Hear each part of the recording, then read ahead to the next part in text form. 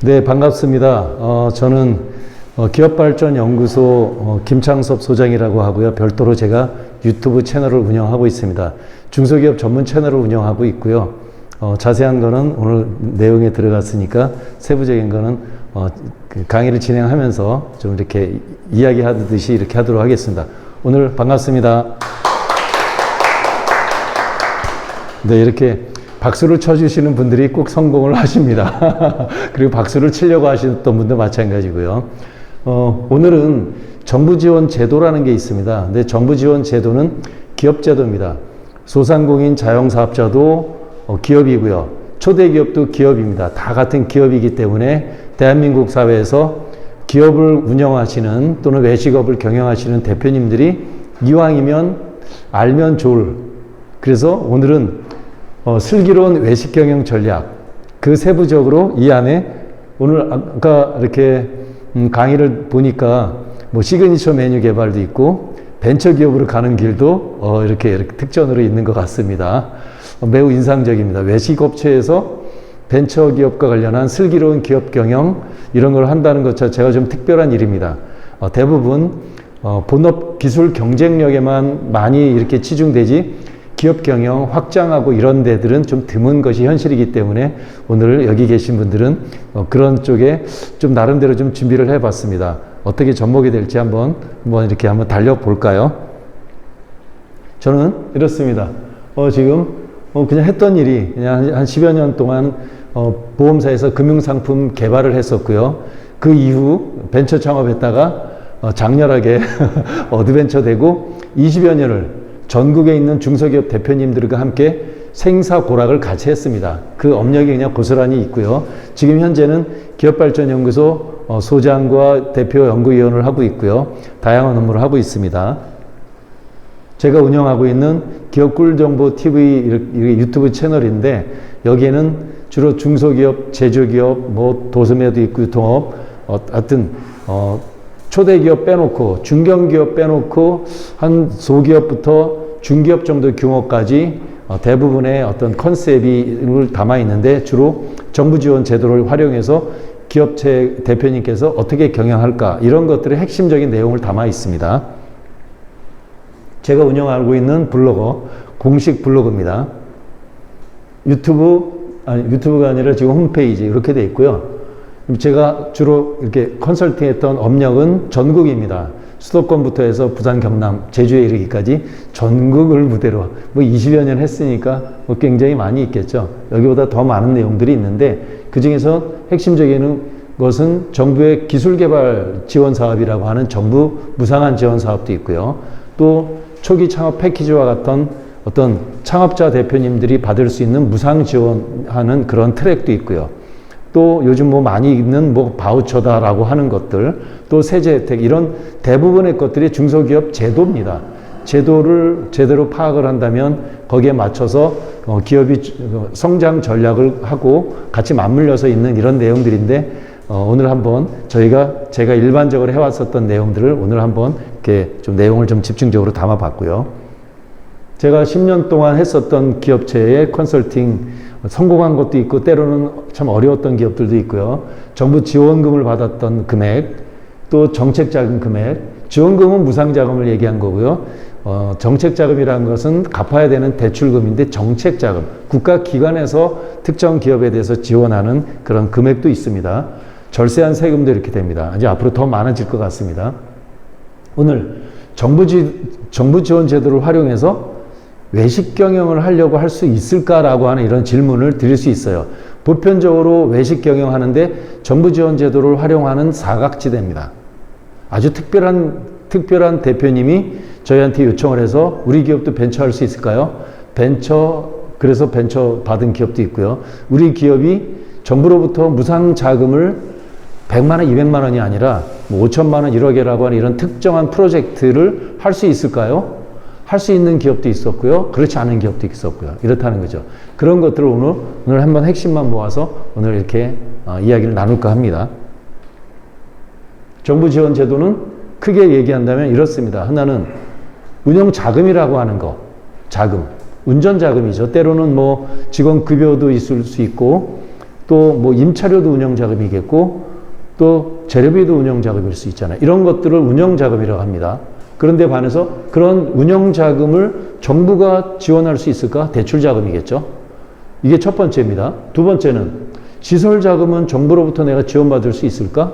그 시설자금은 토지, 이런 건물에 토지 또는 건축도 이루어질 거 아니에요. 인테리어도 있겠고 건축도 있습니다. 그러니까 토지자금, 건축자금, 기계장비 자금들을 국가로부터 내가 어느 정도까지 지원받을 수 있을까? 일반적인 트랙이 아닌데 만약에 국가의 지원 제도를 활용하면 저거를 첫 번째, 두 번째 자금을 지원받을 수 있다면 엄청나게 점프할 수 있다는 거죠. 세 번째는 기업 경영 활동을 하는데 세금이란 것도 있잖아요.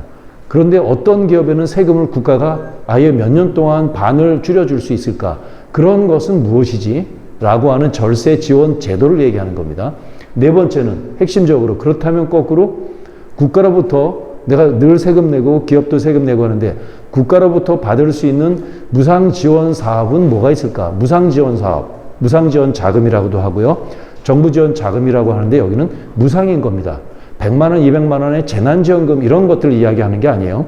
소상공인 방역지원금을 이야기하는 거 아니에요. 그래봐야 그 억 단위로 나오는 소상공인 무상한 방역지원금은 없잖아요.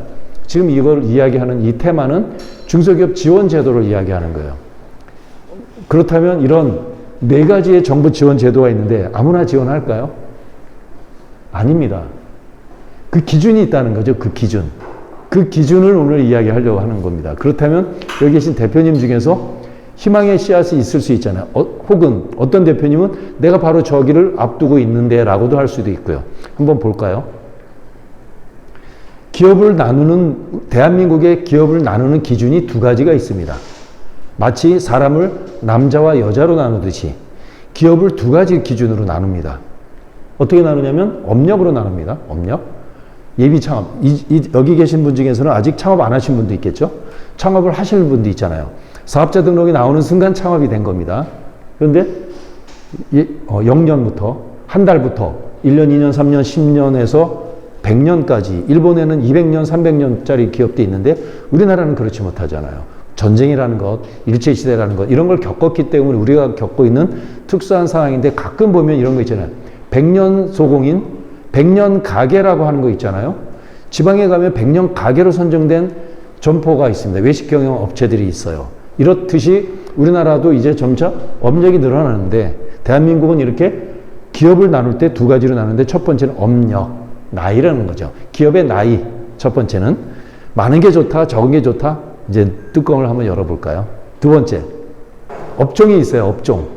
업종, 외식업도 있는데 여기 계신 분들은 대부분 이렇죠. 어떤 분은 휴게 음식점도 있겠고요.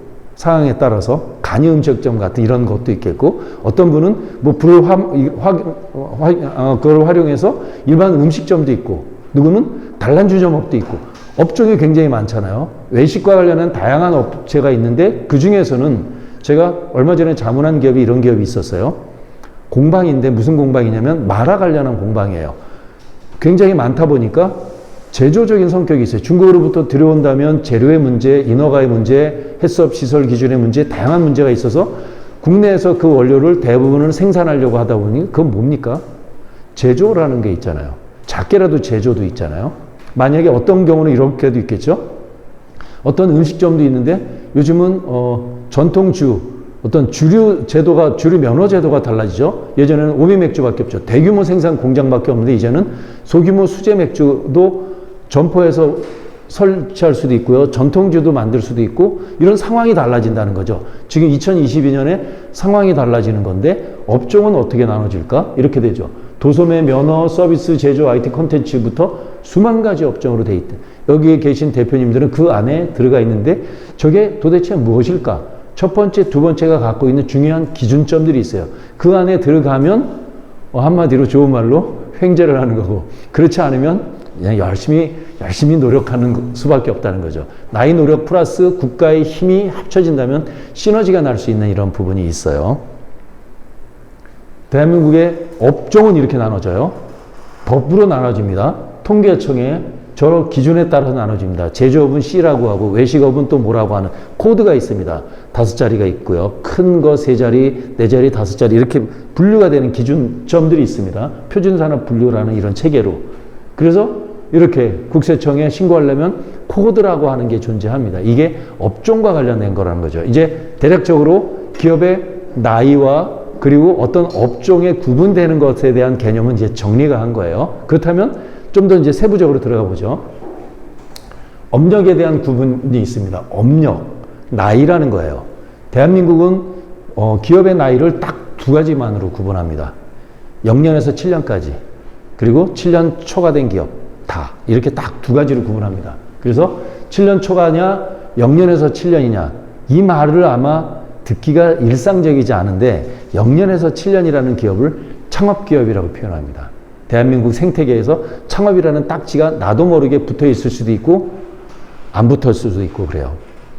이렇게 됩니다. 7년 초과된 기업은 자동차로 얘기한다면 명품이면 롤스로이스. 그런데 어떤 거는 폐차. 둘 중에 하나겠죠.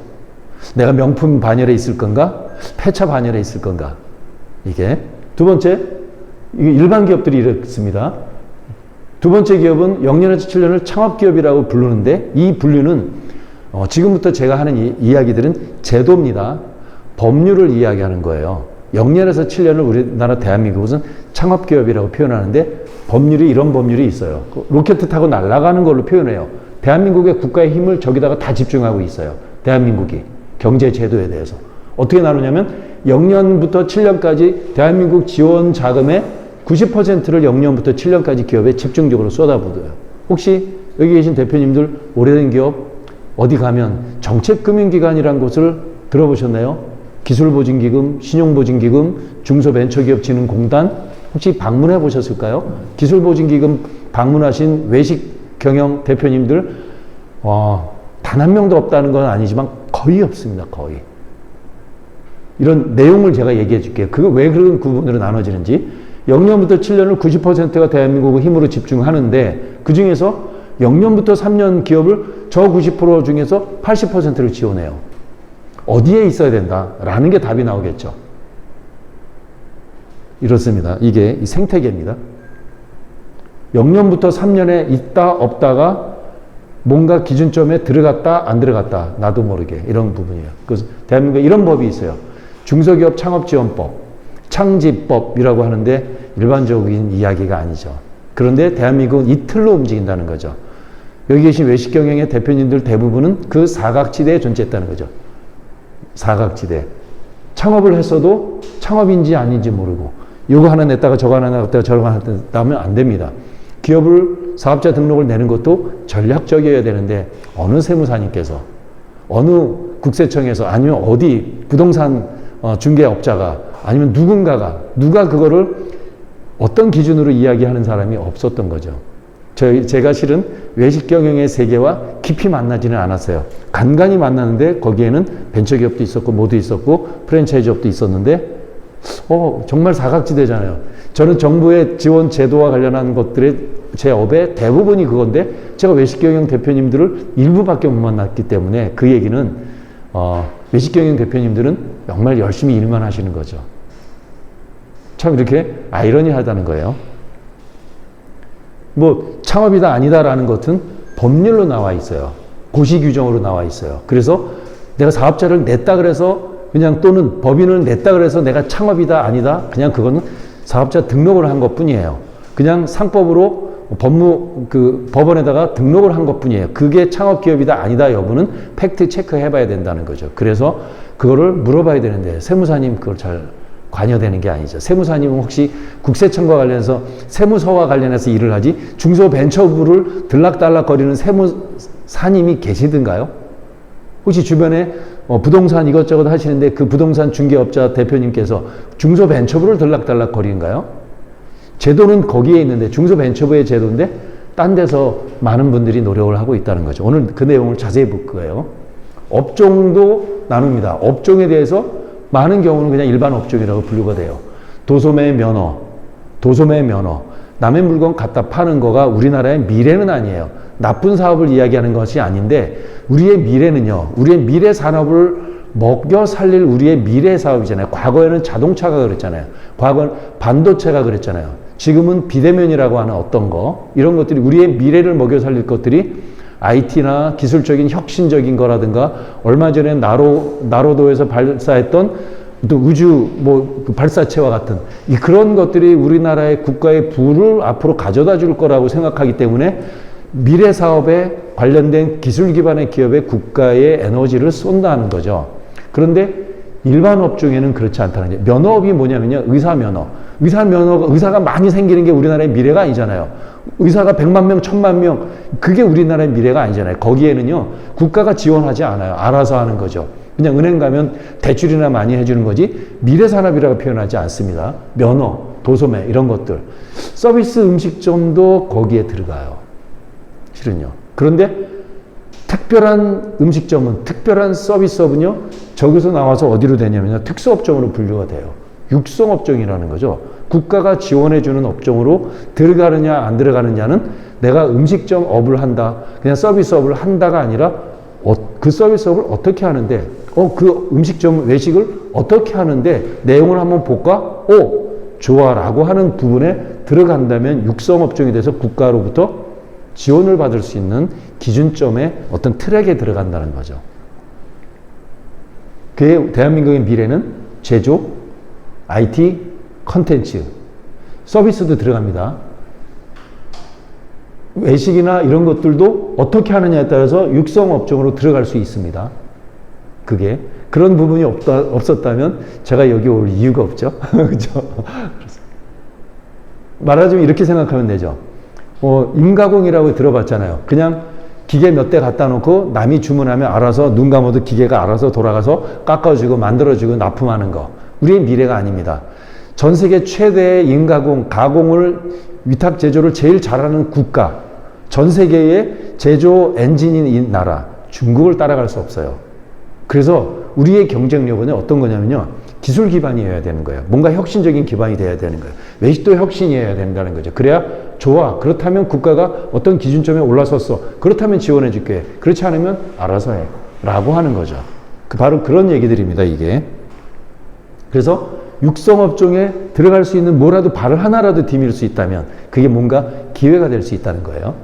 그렇다면 어떤 기준으로 하냐면 어떤 기술적 기반이라는 거예요. 그 기술적 기반이라는 게 뭐냐면 벤처기업이라는 거예요.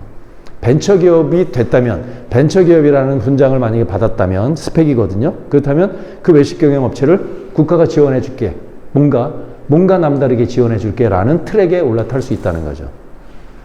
벤처기업으로 가는 길은 디테일하게 하는 거는 뭐 추후의 일이긴 하겠지만요. 그렇습니다. 정부의 지원제도 다시 요약합니다.